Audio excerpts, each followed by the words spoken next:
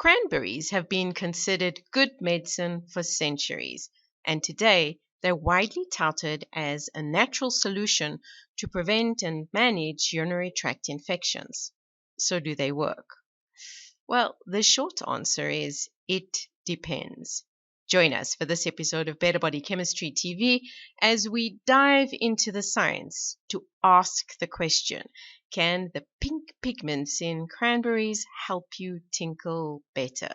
Better Body Chemistry TV is brought to you by Dr. Sandy, a scientist turned gremlin buster, helping you battle sugar gremlins, heifer lumps, and other health horribles through better body chemistry. Remember, small things can make a big difference to your health. Now, urinary tract infections are a common, somewhat unpleasant health problem that afflicts thousands. Thanks to hormones and anatomy, women are more likely to suffer from this affliction.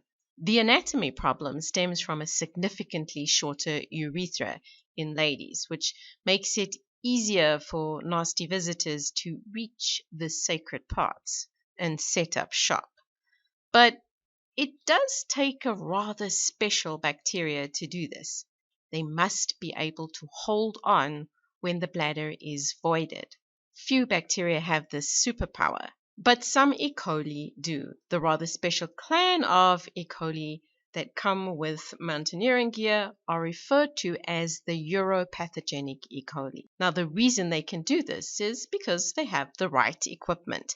They have thin hair-like appendages called fimbria. They're like the climbing cams used by mountaineers.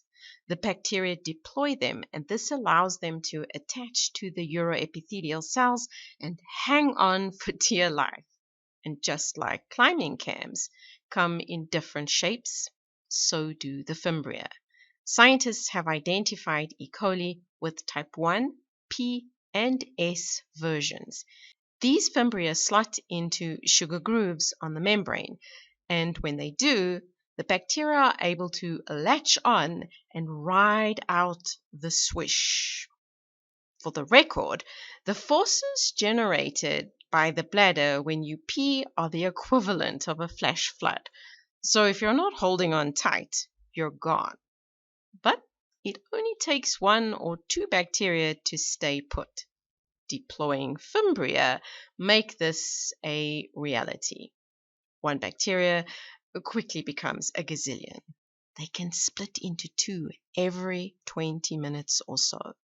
The survivors, they start a little family come colony, often forming a biofilm, which quite literally creates the situation that the urine flow is like water off a duck's back.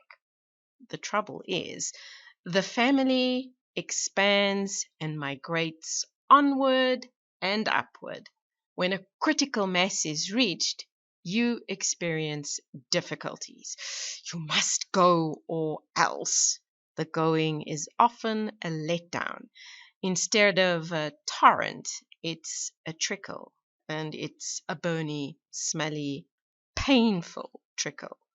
Now, antibiotics can stop the problem. But getting high levels of antibiotics to the site of the problem can be a challenge because by the time they get to the nether regions, they've lost their sting. So only select antibiotics can be used to treat urinary tract infections. And of course, one of the big drawbacks of using antibiotics is they kill all bacteria, good, bad, and indifferent. And unfortunately, troublemakers are far more likely to bounce back and cause issues. And this is where cranberries come in. They're touted as a natural alternative to a course of antibiotics. And as I said earlier, there is science to suggest cranberries really do help. Sometimes. And this is the problem. The data is all over the place. The benefits are small, and it's not really clear when it helps and when it doesn't. Now, the first real science proving the efficacy of cranberry extract came from a study done in 2010. The study was done in a dish and showed that compounds in cranberry juice interfered with the ability of bacteria to grip onto uroepithelial cells in a dose-dependent way. The compound was identified as proanthocyanidin A, the polyphenol that dominates in this special little berry. But later research would discredit this idea because the enterocytes, these are the cells that line the gut, aren't very good at taking up proanthocyanidins, so they never reach the bladder in high enough concentrations to do anything. Oops. But in 2019, a group of German researchers took up the challenge of figuring out the cranberry story, and they did things a little bit differently. Instead of adding cranberry juice to bacteria in a dish, they added cranberry juice to healthy volunteers, 8 males and 8 females. The volunteers consumed 900 milligrams per day of a pharmacological grade cranberry extract for 7 days.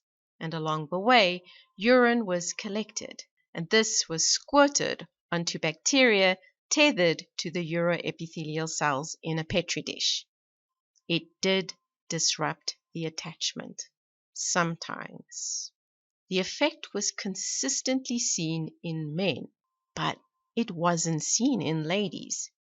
In fact, for the most part, adhesion improved in ladies.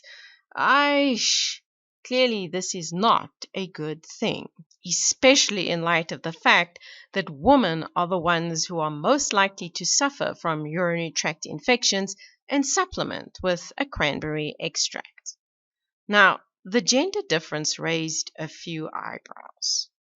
After all, cranberry extract is cranberry extract. So our team decided to try to figure out what was different between the guys' and girls' urine.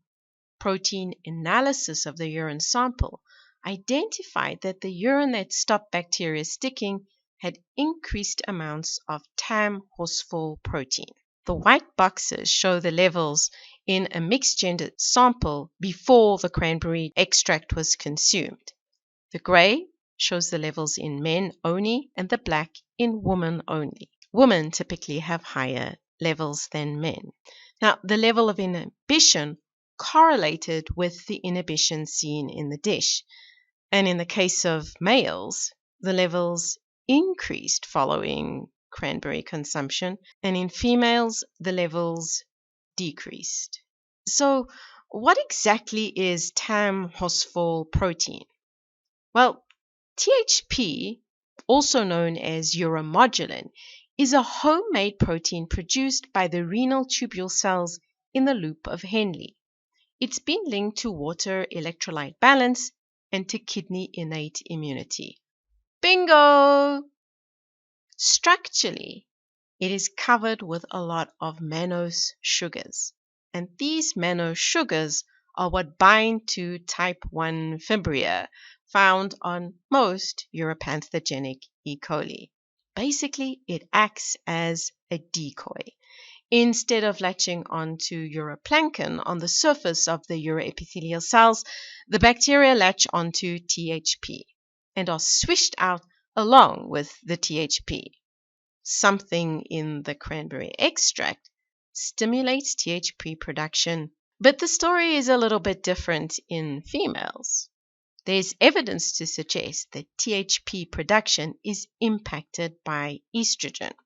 This likely explains the gender discrepancy and why susceptibility to urinary tract infections increases in postmenopausal women and varies across the menstrual cycle. Maybe future studies will find that the time of the month determines how well cranberry extracts work in ladies. But overall, although the idea of cranberry extract as a natural alternative to antibiotics for UTI prevention is appealing, the existing evidence suggests that its benefit is limited, especially in women. When it comes to supplements, There's a lot of hype around supplements.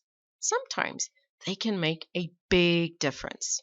A lot of the time, they do very little. They just cost money, which would be better spent eating good quality food. And on occasion, they actually do harm. Want a scientific viewpoint on the benefits or risks of what you're currently taking? Sign up for a supplement audit. Ready to begin the journey to better body chemistry and better health? For more tips and strategies to create better body chemistry, visit our website at www.betterbodychemistry.com. Browse our library or enroll in one of our courses or programs. The advice is simple to follow and based on real science, not hype.